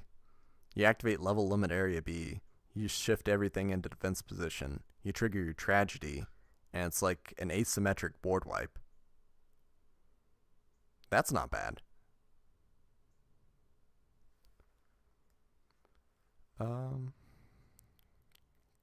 Canty89, I always thought that it was someone delivering bad news in the artwork. I don't know what it is. Uwu, Rain, Uwu. Hey, late to the party. But what a card to join on. That's so ugly.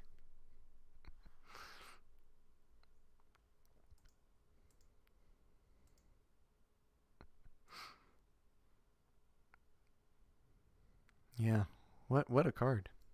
I think they should have just kept the guillotine.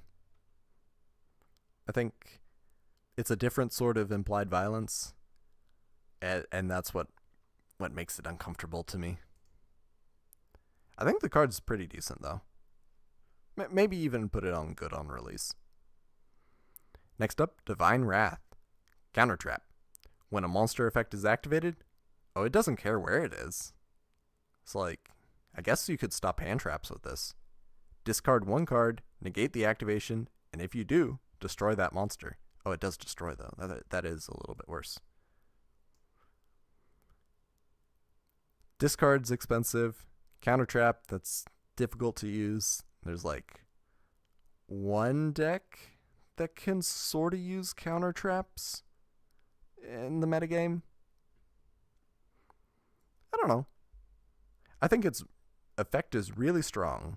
I think the cost is a little steep, and I think it's a little bit slow.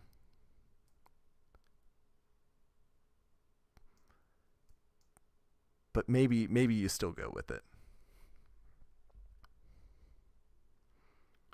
I guess the litmus test is just, can you play trap cards? And that's it. Solemn Strike, copy number 4, 5, and 6 for trap decks. Yeah. We're at the speed of the game where I unironically think that it could have been printed today without the cost and be considered fine. Well, it'd still be too slow is the problem. Fine for the time, I'd say. Wasn't Solemn on the list at this point in time? That's a good question. I want to say that... let me look that up.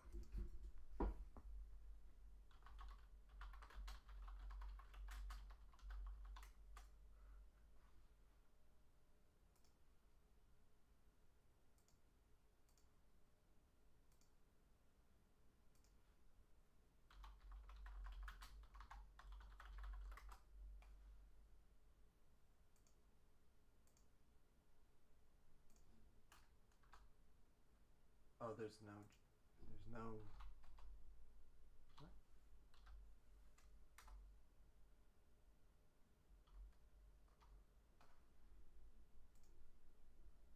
Okay.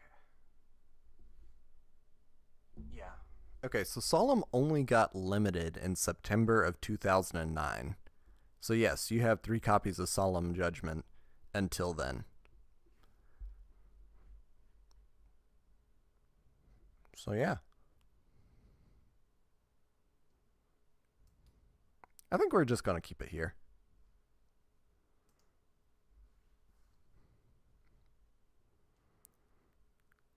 A lot of frantic Googling today.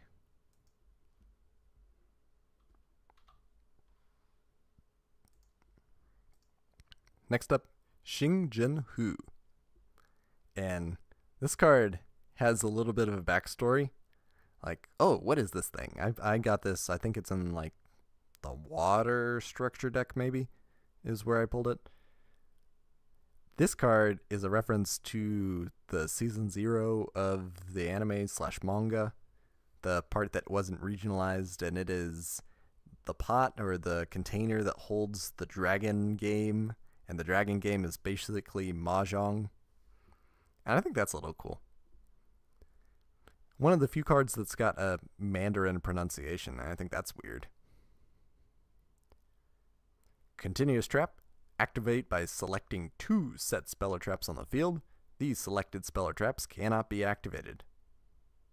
I guess you can't activate them during the point when you're selecting them, because that'd be silly. That'd be really silly if you could somehow chain around this card. Like activate another card and then hire chain link. I don't know, that's weird. I think this card's just bad. Just doesn't do enough. We got Green Kappa, and Green Kappa just removes them. We got Mobius, just remove them. We got tons of spell and trap removal, sorta. I just think that this is a bad stun. It's pretty sick. I always assumed that it was a reference to some Japanese folklore. Seems fine though. I think it's underwhelming.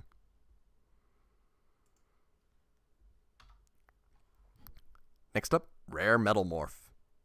Activate this card by targeting 1 machine-type monster on the field. Weird that you don't have to control it.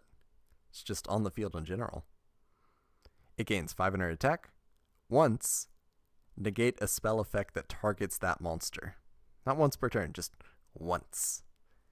When that monster leaves the field, destroy this card. I think it's okay.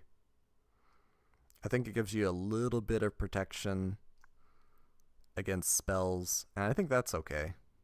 But only targeting spells. At that point, are you using like Ryoku Field or Spell Shield type 8? Either of those are a little bit faster. It only works on machines too. I guess it gives you 500 attack. I don't know. I just don't see much utility in it. It's weird you can put it on your opponent's monster. I think that's real. Not intended. Makes me angry how middling it is. I have no idea why. Don't worry. There's a new Metalmorph in town and it's actually broken. So, we get there eventually. Third time's the charm. Next up, Fruits of Kozaki's Studies. This card's awkward. Every card that's got a apostrophe or quotation marks or indexing hates it. Like, this card breaks a lot of lists because it's got a special character. Don't like its name. Total design mistake. Konami, you should know better. But what does it do? Normal trap. Look at the top 3 cards of your deck and return those cards to the top of the deck in any order. Oh, wow. This card is Virtual Card Advantage. It's Scry 3 from Magic.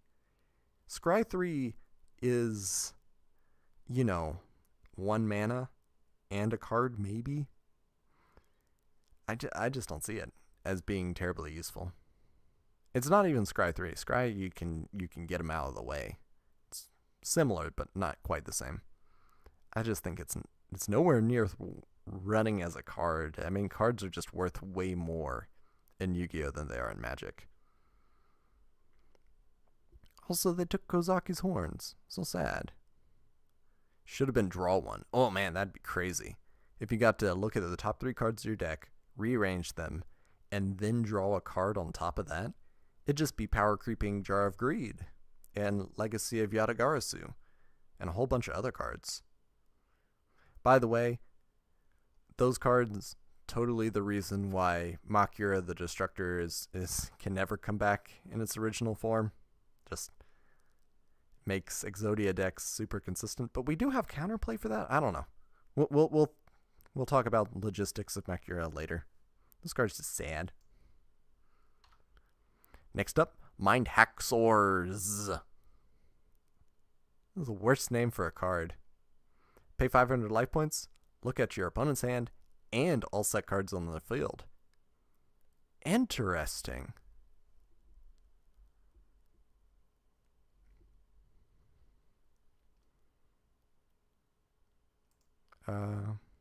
Should have been Surveil 3. Would have been worth it then. Interesting. I just realized you can play Mind Haxors turn 1 with the Butler if you wanted to. And look at your opponent's hands, but there's better ways to do that. I really think that Feng Sheng Mirror is just less hoops. If you want to look at your opponent's hand, see what hand traps they might have, and then go off on your combo. Too many hoops.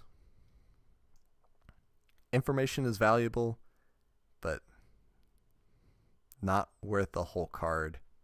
And it just costs 500 life points for some reason. I don't know why. I guess it's like a psychic card. Very short-sighted name. Ick.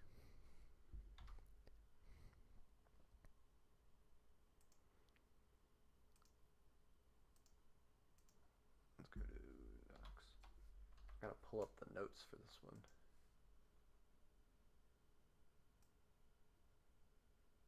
Where are you?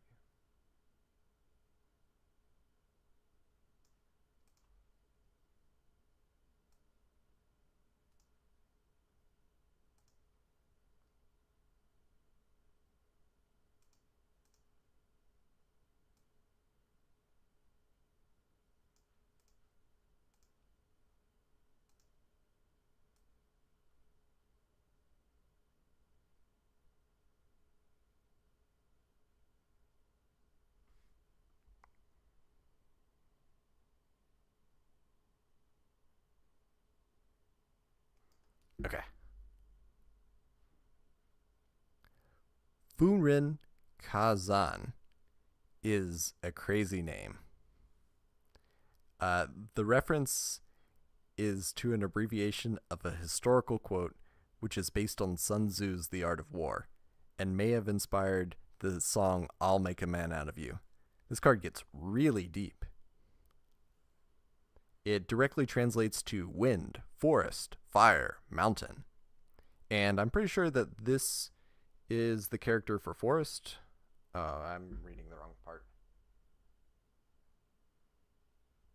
The original Mandarin in Chapter 7, Passage 17 and 18 translates to, "Let your rapidity be that of the wind, your gentleness that of the forest. In raiding and plundering, be like fire, be immovable like a mountain." And this got paraphrased to, "As swift as wind, as gentle as forest, as fierce as fire, as unshakable as mountain." And then that was in turn cut down into the 4-character phrase. We got Furin Kazan. And to me it sounds like the line "tranquil as a forest, but with a fire within." And then later in the chorus for "I'll Make a Man Out of You," it's also got "force of a great typhoon and strength of a raging fire." So, swift as a coursing river. I don't know. I love this card. Does this work with the Elemental Mistress card in the Lost Millennium? Yes, it does. Very good. I think that's the only use case for it. But I just think it's really neat how deep this card it goes.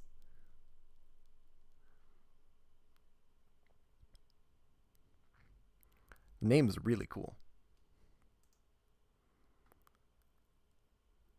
Probably the only use case for Doriado. I can agree with that.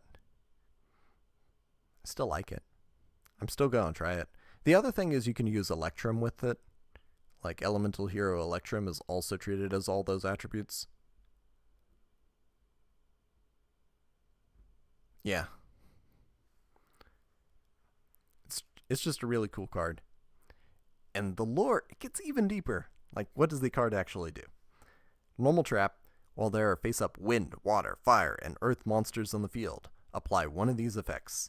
Now, all of these effects are related to cards which are on the ban list. First effect, destroy all monsters your opponent controls. That's Raigeki. Second effect, destroy all spell and traps your opponent controls. That's Harpie's Feather Duster. Third effect, discard 2 random cards from your opponent's hand. That's pretty much Delinquent Duo. It's a slightly different wording.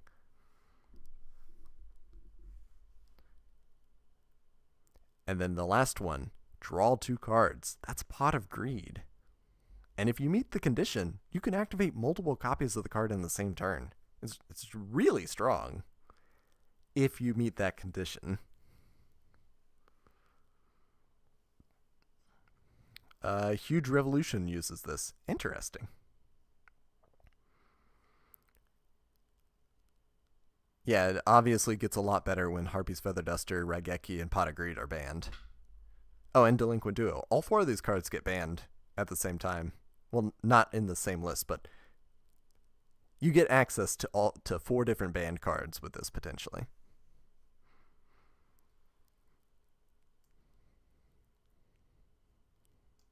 I'm building the Electrum Doriado Furin Kazan deck one day.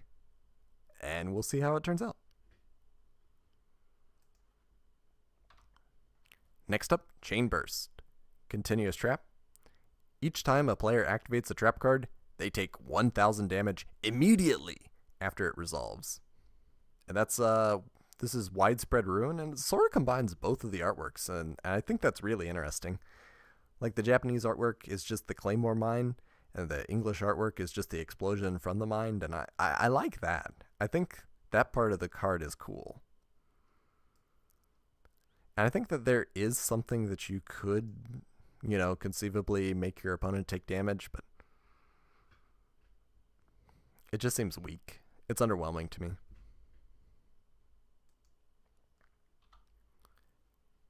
Next up, Peruku's Circle of Enchantment. Normal trap, you take no effect damage until the end of this turn. That's not a bad effect. This card was side deck tech. Much later, we get a dozen different hand traps that do this, and we get Rainbow Life and some other ways to deal with effect damage more effectively. But for a time, this was a really decent option. So,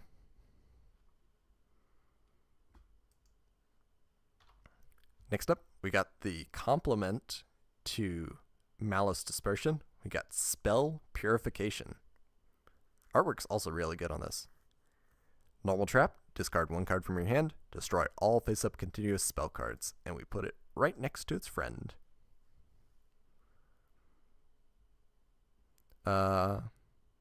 Worst version of Wapaku copies 4, 5, and 6, though. Yeah. And when you're drawing 6 cards, running 6... Gotta say this correctly. When your opening hand is 6 cards, in order to maximize the potential of you drawing a card, as in 1 copy, it's 6. So running 6 copies of card maximizes your potential of getting at least 1, or at most 1. Getting that 1 sweet spot. I think when you go down to a 5 card hand, you need to run 7 or 8 copies, but I got the math for another video. It's gonna be a big math video. I just gotta get through everything else on the list. I think Spell Purification, cool artwork. I love how it's so similar to Malice Dispersion, but boy, not useful. Man, this card just wrecks your opponent's crystal beasts. Next up, Astral Barrier. But wait, we're nowhere near Astral. He's like 3 different series away.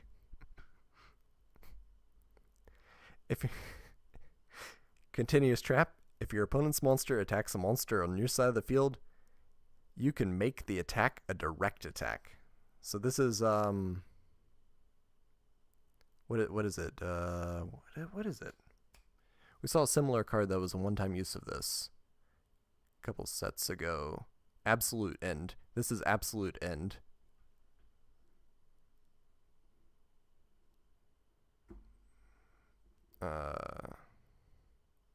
Did Raphael use this against Yami? Oh. It is a Raphael card. It's a Protect Your Monsters card. 8 is before the exactly 1 number goes down. Okay. I got the numbers in a spreadsheet. I'll make a proper video out of it. Don't talk off the top of your head and you'll make mistakes. I think this card is just bad. I don't see a use case. I know Spirit Barrier and Astral Barrier together, like the names are similar. They're designed to go together. You protect your monsters, and you take no damage. But that's 2 different trap cards. And then your opponent hits you with the Malice Dispersion. Oh, man. Just awful. But it works in Zushin, I guess. Who's going to make a proper Zushin deck? I hope they're not trying to. Last card in the set, Covering Fire. Cool artwork. Normal Trap. During the damage step, if an opponent's monster attacks your monster, target 1 other face-up monster you control. Your attacked monster gains attack equal to the target's attack during the damage step only. Oh boy. Is this more practical than like Shrink? Or even just the reinforcements? Or Rush Recklessly? Or there's a whole bunch of other things that I can think about. Just modifying attack value. Lance? Forbidden Lance, maybe? There's a whole bunch of cards. I see the potential for changing the breakpoints a little bit, but boy, is it a lot of hoops for not a lot of payoff. It's totally an anime card, though.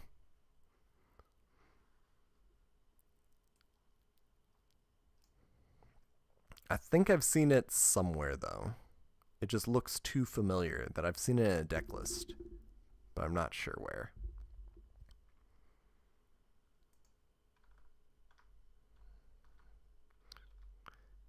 Well done.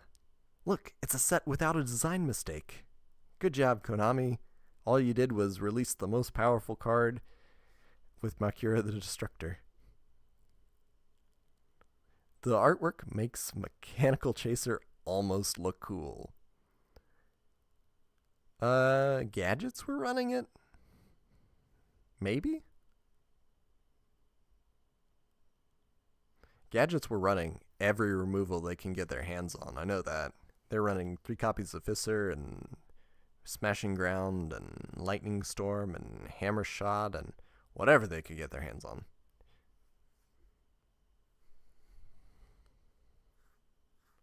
Man, I miss gadgets. What?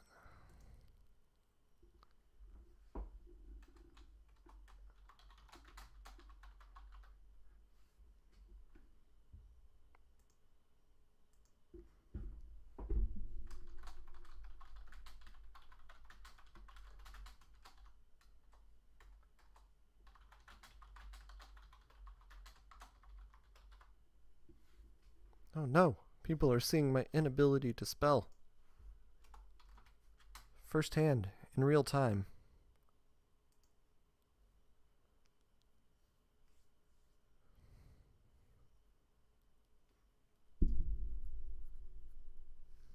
Yeah.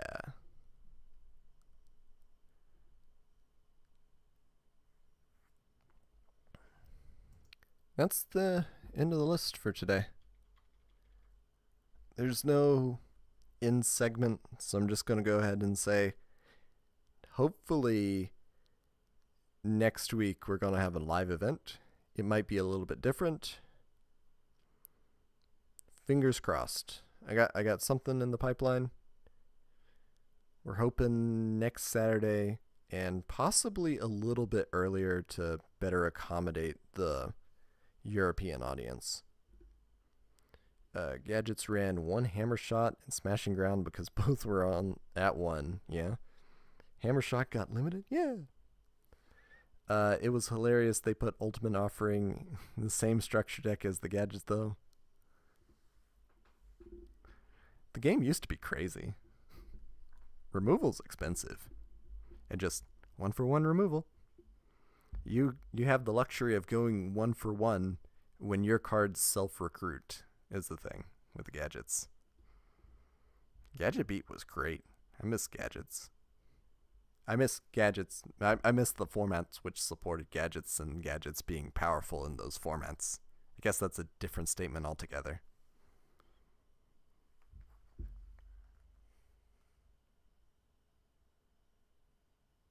Yeah. That's it for tonight. I hope everyone sleeps well. And I'll be back hopefully next Saturday, a little bit earlier.